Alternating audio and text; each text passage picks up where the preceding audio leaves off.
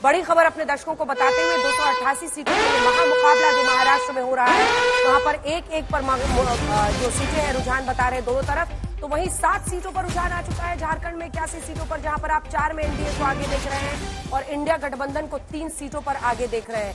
इधर अगर आप युति और अघाड़ी में देखिए तो एक सीट बीजेपी की तरफ, क्योंकि पार्टी वाइज ब्रेकअप भी हम आपको दिखा रहे हैं, और एक सीट कांग्रेस की तरफ जाती हुई शुरुआती। और ये देखते देखते 2 सीटें महायुति की तरफ जाती हुई दिखाई दे रही हैं, 3 सीटें महायुति की तरफ, जिसमें से 2 एनसीपी अजित पवार की पार्टी को जाती हुई दिख रही है और एक बीजेपी को। तो अभी देखिए बहुत शुरुआती रुझान है, कहना बहुत मुश्किल है, लेकिन शुरुआती रुझान ये साफ इशारा करते हुए कि महायुति 4 सीटों पर 2 बीजेपी 2 एनसीपी अजित पवार। बारामती में ये कहा जा रहा है कि योगेंद्र पवार जो है वो पोस्टल वोट्स में इस समय लीड कर रहे हैं। शुरुआती ये पोस्टल वोट्स की जो गिनती चल रही है, पोस्टल बैलेट्स की जो गिनती चल रही है, उसके साथ अब धीरे धीरे अब महायुति 4 पे आगे और एनडीए 1 पे आगे। महायुति यानी कि एनडीए 4 सीटों पर आगे और एमवीए जो कि ओरिजिनली इंडिया गठबंधन है वो 1 सीट पर आगे है। ये शुरुआती रुझान है, 8 बजे से गिनती की शुरुआत हुई है और उसमें ये आंकड़ा हमारे सामने, जहां पर इंडिया और एनडीए के बीच का मुकाबला जब झारखंड में आप देखेंगे तो 3 पर इंडिया और 6 पर एनडीए गठबंधन इस समय आगे। तो शुरुआती रुझान में दोनों जगह पर एनडीए के लिए बेहतर खबर आ रही है। महायुति अब 5 सीटों पर आगे है और एमवीए जो है वो 1 सीट पर आगे है। तो अभी तक जो रुझान है उसके हिसाब से ये आंकड़ा एक तरह से उस जलेबी बनाने की चीज पर जो खबर रही है उस पर मुहर है, लेकिन अभी भी कोई उस जलेबी को चखना नहीं चाहेगा उस हेडक्वार्टर पर। जल्दी से आपसे कमेंट के तमाम नतीजों पर आते हुए, क्योंकि हम अपने दर्शकों को जो दिखा रहे हैं वो साफ इशारा कर रहा है कि शुरुआती रुझान में आप देख रहे हैं युति आगे बढ़ता हुआ दिखाई दे रहा है, लेकिन बहुत ही इनिशियल ट्रेंड है, 9:30-10 बजे के बाद चीजें और भी साफ हो जाएगी। लेकिन कुल मिलाकर ऐसा है ना कि यही ऊपर नीचे चलता रहेगा।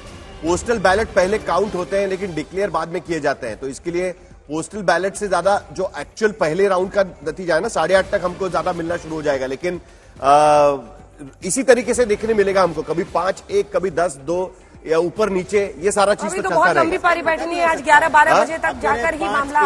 अजित पवार फिलहाल आपको बता रहे हैं अपनी सीट पर आगे दिख रहे हैं। योगेंद्र पवार, जिन्हें शरद पवार ने अपने टिकट पर उतारा था, अपने भाई के बेटे हैं योगेंद्र पवार, और योगेंद्र पवार ने कई जगहों पर जाकर जो ग्रामीण इलाके हैं वहां पर खूब जमकर कैंपेनिंग की, लेकिन शुरुआती रुझान ये इशारा कर रहे हैं कि वो अपनी सीट पर आगे चल रहे हैं। ज़िशान सिद्दीकी, आपको बता दें बाबा सिद्दीकी के बेटे, वो एनसीपी अजित पवार गुट के टिकट पर चुनावी मैदान में है। इस पर भी प्रश्न उठा, क्योंकि जब प्रधानमंत्री नरेंद्र मोदी की रैली हुई तो उससे उन्होंने दूरी बनाकर रखी, नवाब मलिक ने दूरी बनाई, लेकिन ज़िशान सिद्दीकी अपनी सीट पर आगे चल रहे हैं। झारखंड चुनाव में अगर आप शुरुआती रुझान देखेंगे तो वहां भी एनडीए 6 पर पहुंच गया। जिस हिसाब से एनसीपी अजीत पवार के अलग अलग कैंडिडेट्स रहे, उनके लिए बड़ी विकट स्थिति रही, खासकर तब जब योगी आदित्यनाथ का प्रचार चला, उससे कितनी दूरी बनाई जाए, कितनी करीबी बनाई जाए, और उस सब चीजों को लेकर बड़ा संशय की स्थिति रही जरूर। लेकिन अभी शुरुआती जो रुझान है उसमें देखिए, अब महायुति 8 और एमवीए 4, महाराष्ट्र का जो आंकड़ा है उसमें महायुति 8 सीटों पर आगे है, एमवीए 4 सीटों पर आगे है, और झारखंड में भी उसी तरीके की, यहाँ भी डबल सीटों पर आगे ये दिख रहे हैं, वहां भी एनडीए 3 का 6 पे आगे दिख रही है इंडिया गठबंधन के मुकाबले पे। 12 सीटों का अब तक रुझान आ चुका है, 288 में से 8-4 इस तरीके का डिस्ट्रीब्यूशन, 8-5 मतलब उसी तरीके का डिस्ट्रीब्यूशन फिलहाल तो हमको दिखाई दे रहा है। एक सीट को लेकर देखिए 2.5 से 3 लाख वोट काउंट करने हैं हर कॉन्स्टिट्यूंसी में, तो 16 से 17 राउंड तो मिनिमम होने वाले हैं। तो 16-17 राउंड यानी कम से कम आप देख लीजिए 11:30-12, और अगर पिछली बार की तरह चुनाव फंस गया, उत्तर पश्चिम मुंबई लोकसभा चुनाव में 48 वोट से जीत पाए थे सिर्फ शिवसेना के उम्मीदवार, तो देखिए रात को 1 बजे तक चुनाव का काउंटिंग होता रहा उसके बाद। बिल्कुल, और इसीलिए तमाम नेता कह भी रहे हैं अपने उम्मीदवारों को कि जब तक आपको पत्र अपने हाथ में नहीं मिल जाता है तब तक वहां से आप काउंटिंग सेंटर से हटो मत। अखिलेश यादव से लेकर शरद पवार ये कह रहे हैं, लेकिन 13 सीटों के रुझान कुल 288 में से महाराष्ट्र में आ गए हैं, जिसमें युति फिलहाल बाजी मारती हुई दिखाई दे रही है। ये बहुत बड़ी लड़ाई है, अगर आप देखिए तो ये एकनाथ शिंदे के लिए अस्तित्व की लड़ाई है। अगर महाविकास आघाड़ी आती है तो उनके लिए क्या दिक्कतें आ सकती हैं, इस बात का एहसास ही है जो उन्हें दिन रात तमाम जगहों पर कैंपेनिंग करने के लिए ले जा रहा था। देवेंद्र फडणवीस, आपको बता दें नागपुर दक्षिण की सीट से वो चुनावी मैदान में, और यहां पर मुझे नहीं लगता कोई बड़ा मुकाबला है, क्योंकि उनकी लोकप्रियता अपनी सीट पर जबरदस्त है। बल्कि नागपुर पूरे इलाके में भी हम लोग गए थे अपने हेलीकॉप्टर शॉट में, और वहां पर उनकी लोकप्रियता बहुत आगे है।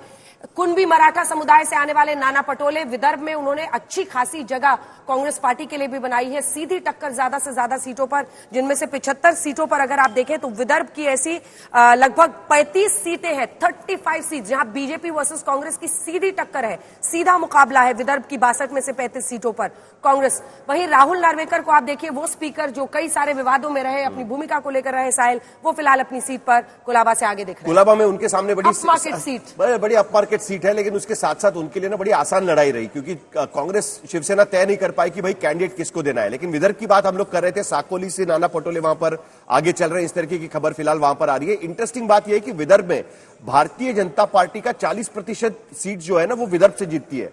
तो विदर्भ में बीजेपी के परफॉर्मेंस के आधार पर हमें यह हम देख पाएंगे कि भाई कहां तक आगे पहुंचे।